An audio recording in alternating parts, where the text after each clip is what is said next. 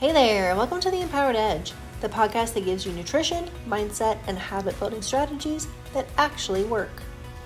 I'm your host, Jenna Hostetler, registered dietitian, certified neurocoach, and your go-to guide to break free from burnout, cut through the health noise, and reclaim control of your body and brain.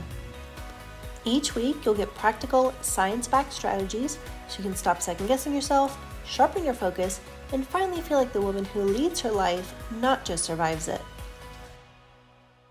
In this episode, I sit down with certified health coach and marathon runner Alicia Harrison, who helps women take back control of their health during and after menopause.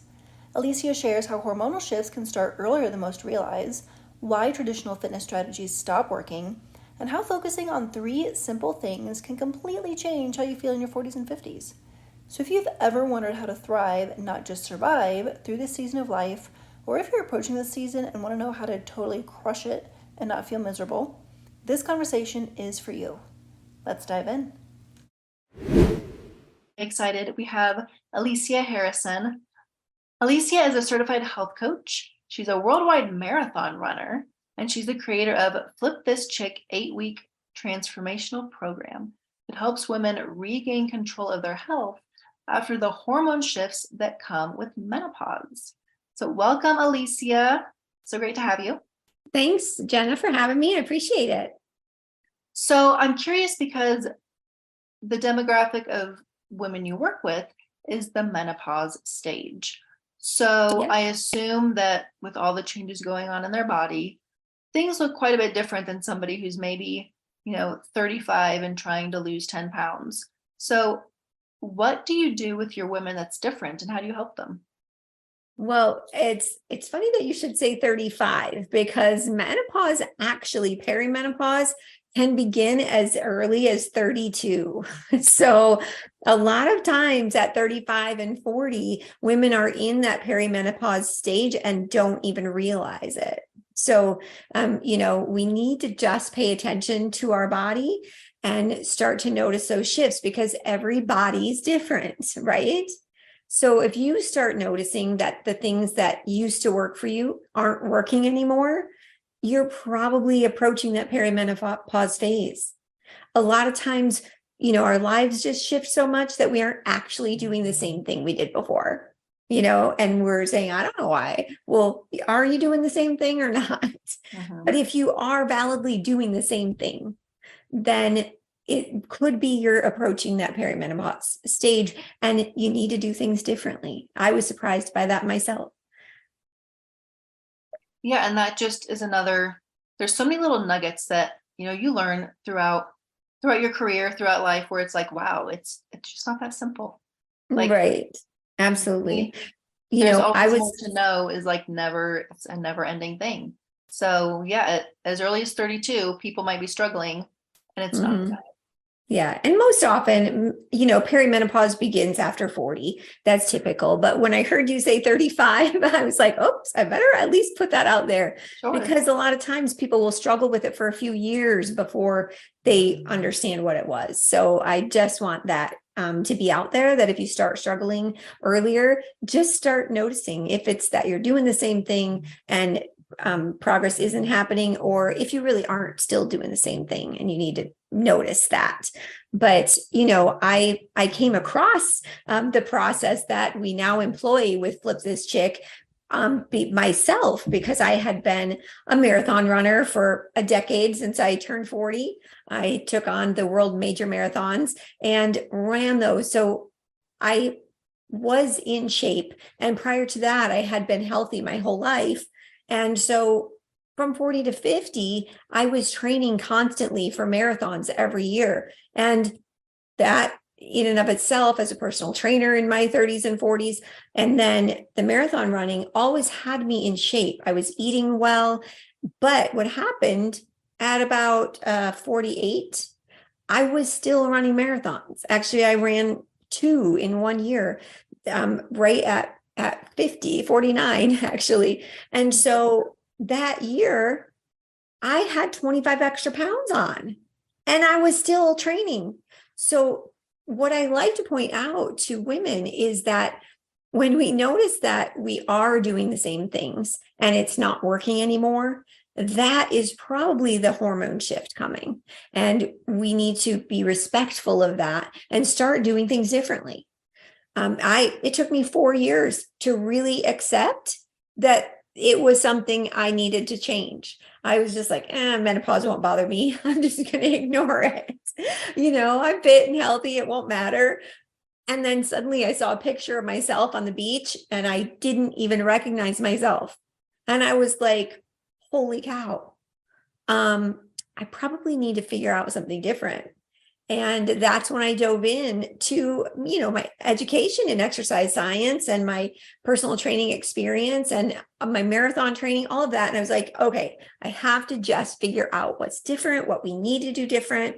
And it was in that discovery that we figured out the most effective type of exercise as we approach menopause is low intensity, steady state cardio, as opposed to high intensity workouts.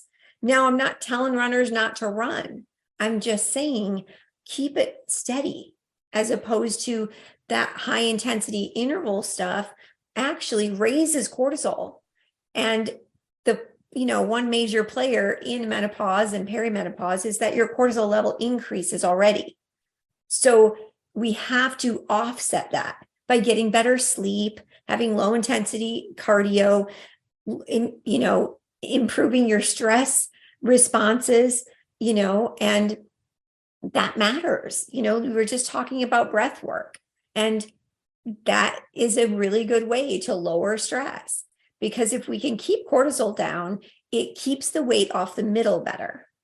And some of the other things we do with Flip This Chick is we prioritize protein so much more so than in the last 2 decades, and that has a big impact. Our body needs more protein than it needed at 30 and even 40. I'm 54 right now. It's hard to remember. Once you have 4 kids and 4 grandkids, you forget your own age, right? But protein is a top priority. And that's what's bringing some really good results. We don't just focus on nutrition and fitness. We incorporate accountability and gratitude, which you just heard was that type of really calming down throughout your day and recognizing what we have to be grateful for. And it gets a better approach to your body's response. And frankly, it just feels better. You go through your day just feeling better. And my clients love that. So it makes me proud. Well, I think gratitude too also opens up your mind to what's the opportunity here, instead of constantly seeing things as an obstacle, which means everything's going to feel like an uphill battle when it doesn't need to. So that's really cool that you incorporate that. I'm curious though, you started talking about protein. So with the conversation of protein and the conversation of hormones, what types of proteins do you recommend your people eat? So it's, of course, I recommend healthy, simple, clean eating. So anti-inflammatory foods are always key. So I personally recommend getting less red meat, but protein in and of itself, people can choose the kind they want. In Flip This Chick, what I don't do is say, I need you to do this meal plan, or I need you to eat that, or I need you to do, because what we do is we create healthy habits that are doable for you and they work. So no habit's going to work if it only works while somebody's telling you what to do, right? It's similar to the premise that a lot of my previous personal training clients had been athletes in the past, because they knew their coach told them when to show up and where to be as they were growing up, or as an athlete, as an adult, but somebody said what to do and where to be, so they did it. And then suddenly they were coming to me for personal training and to get back in shape because they didn't know what to do. Nobody told them where to be. Wow. So I don't do that with Flip This Chick. We really say, okay, what is your life? What are your preferences? How can we shift it to work and get your body to respond the way it needs to, so that you are the most healthy, the most vibrant, energetic. And, I really am determined and committed to creating a new normal for what people think of when they think of over 50. Like, seriously, it needs to be that it's not extraordinary for someone to run marathons at 50. It's not extraordinary for people to play with their grandkids in the swimming pool instead of just sitting on the side. It should be life at this point. It should be the most fun, right? We don't have as much stress. We don't have to actually keep the kids alive. We just get to play with them. So this should be the best part. And that's what I'm committed to. So I really do, my clients have ranged from needing to lose 100 pounds to not needing to lose any, but wanting to create systems that would keep them healthy. And I say, okay, what is it you need? Because we know more protein is good. And just to answer your question on that, what I do is I visit with each person and we determine their amount of protein they need. And then we look at it and say, okay, what do you like? I had a client when we were talking about how much protein they need, and they're like, okay, then I'll figure it out. They eat this and this and this. And then we look at what they ate and said, okay, well, if you would have just had a chicken breast instead of a chicken thigh, that same amount of protein wouldn't have also come with a lot of fat, right?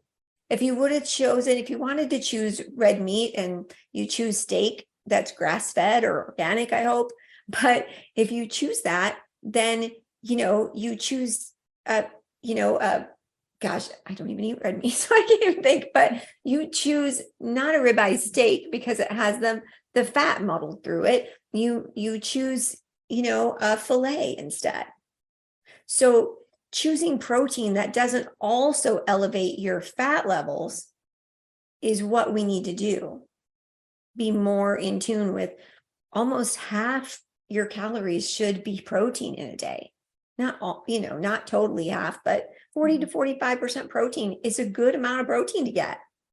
Wow. That's way more than you hear most people say. As we get, that's not what they needed at 30 and 40. Mm-hmm. But we're fine. We need to build and repair muscle. We need to, prevent damage. We need to, have our body functioning better.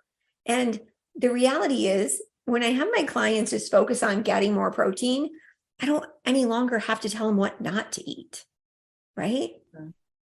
And that's the thing. It's like, instead of thinking what you can't have, I say, hey, whenever you're hungry, just go, hey, have I had enough protein today? Mm-hmm. And if you haven't, get some first. That's something I've heard a lot of people say is, instead of getting in this mindset of what I can't eat, what this diet says I can't do, when you focus on what you should be eating, what you can add in, what you can have more of, then the other stuff automatically filters itself out. Exactly. There's just not room for it. And it's not because you weren't allowed to eat it. It's because you didn't need eating these better things, just you stopped wanting it. Yeah. And your body, if it gets what it needs, it'll get rid of what it doesn't. Mm-hmm. That's how we shed that menopause middle. I'm like, I swear, if you just focus on getting what you do need, your body will just get rid of it. And they're shocked. They're like, oh my gosh, in like 3 weeks, I can tell. I'm like, I get it, right? You have a waist again. It's like the most gratifying thing for women at 50. We're like, oh, you think the new normal is that you're just, square. I was square and I was frustrated. And most of my clients are frustrated, whether it's that they have no energy or they're tired or they, don't know what to do. They're like, I know I'm supposed to do strength training. What do I do? Well, we can work out in the gym. You can work out at home. We can do it on an app. We do all the different things that someone needs to do. That's why I say we flip the script. Because it isn't a cookie cutter program. It really is us identifying something that allows every single person to turn their life into something healthy. Create healthy habits that last. none of it works if it's just 8 weeks. Mm-hmm. Well, then it sounds like, I'm sorry, go ahead. Then you just feel more defeated than if you started one new thing and kept it up. And it sounds like from what you were saying earlier, like it's crazy that this is not normal, but you actually teach your people what to do and how to think for themselves and how to problem solve, and they're not coming to you and you're just telling them what to do, so they're dependent on you so that they can't get any success without you. And that, I feel like, is what should be the normal, is the goal should be to give people self-sufficiency. And of course it's great to stay around for support, because life is always changing and support is always needed. So staying in your community for support is completely different than not being able to survive without a specific diet plan. I absolutely love that Alicia is, at least in my opinion, helping women reclaim their life when everything starts changing. What used to work no longer does, and you have no idea what to do. And I really appreciated that she said that she does not tell people exactly what to do. She provides the starting point, she provides guidance, but she empowers you to think for yourself, and staying in your community for support is completely different than not being able to survive without it. And that's the key right there. This is the trap that is so easy to fall into, where we rely too much on the people who are guiding us, so that support then becomes dependence. So your homework for this week is to keep an eye out for when you want to ask someone what you should do.